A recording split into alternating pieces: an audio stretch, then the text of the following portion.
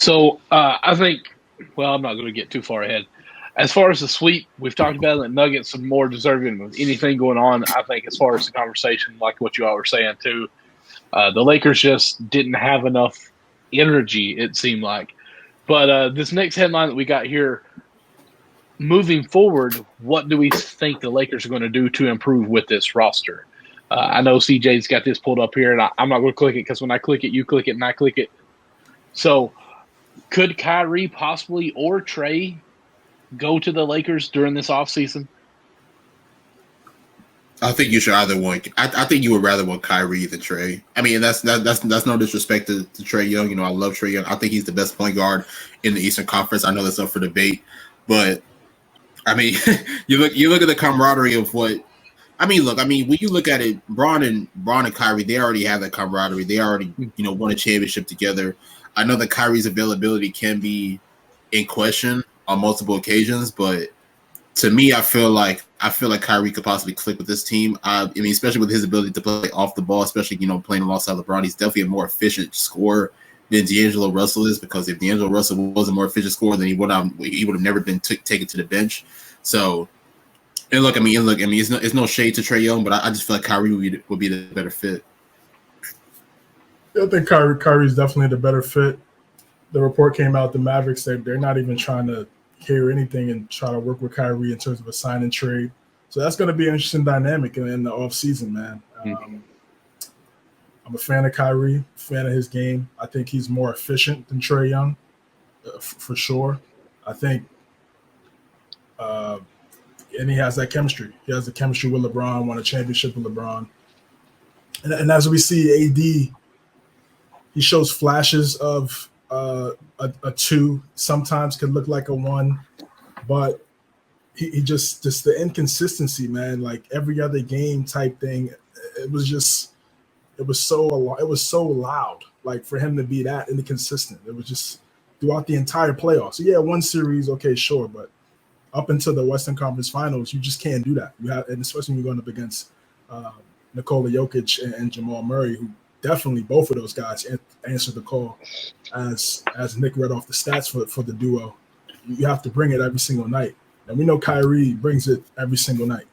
And as LeBron gets older, and he's going to miss games from this point on, he's not playing 75 games. He's not playing 75 games a season anymore. That's not happening. So you need better players around him to kind of play in and fill in for some of those games, and then come playoff time, he can step up. I know he played with the torn tendon in his foot. We all know he was playing injured the entire time. You don't heal a tendon in 6 weeks or however much time he missed. So we knew he wasn't 100% from the beginning.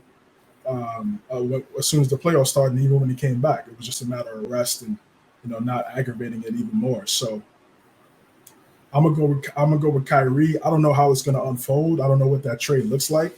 Of course, we're gonna dive into that as we go into our off-season talks and off-season storylines when that presents itself. But I think number one priority they should be focused on is making sure you keep Rui Hachimura and Austin Reeves. I think those should be your top two priorities. They're the younger players. They played well. They have great chemistry with LeBron. They understand when to spot up, when to create their own shot. We've seen Reeves make. He's had a lot of the playmaking responsibilities for this team at times. So I think getting him an extension is key for sure. You don't want him to leave, and then you have to now find another two-way wing all over again to add for chemistry, shot, all that. Now you have to do that stuff all over again. If you just keep him and make sure he's there for the foreseeable future, that just helps the team, that helps the franchise. I think he's going to continue to get better as the opportunities for him continue to grow. That's just based on what we've seen so far his first 2 years in the league. I don't expect anything less. Now, sure, we've seen cases, Poole, some other guys that get the bag and they look like completely different players. But I don't think that'll be him. So Reeves, Hachimura, you got Vanderbilt. They picked up the team option for Vanderbilt, so he's there for $4 million. So you don't have to worry about that just yet. And I think they need to get a backup big. Now, they had Mo Bamba. He was unfortunately unable to play with the ankle injury that he suffered throughout the end of around the end of the season. Mm-hmm. He could have played a factor. It's another body. You saw they tried to put Tristan Thompson out there, a guy who was on NBA Today like 2 months ago, analyzing the game. You saw they had to pick him up because they needed some type of depth at that front court position, especially, AD can't play 48 minutes. So we'll see what happens with the Mo Bamba situation. He's a guy that can space the floor a little bit. I don't want him shooting too many threes, but he can shoot if need be.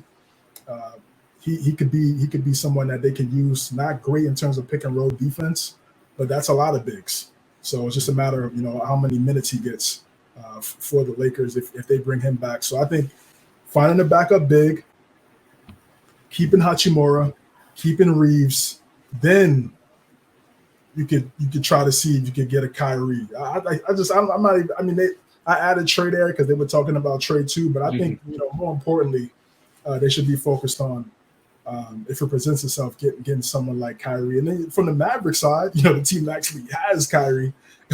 What does that look like? I'm pretty sure Mark Cuban is not just about to let Kyrie just walk to the Lakers.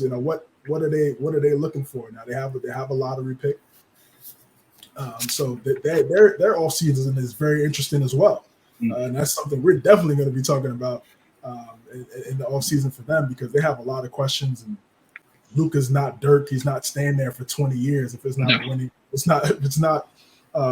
there's not changes over there. So that's an interesting dynamic too. So. Yeah, Kyrie for sure. Kyrie, yeah, you could think about getting Kyrie. It's a possibility, but those other three guys I mentioned definitely are more important at this stage.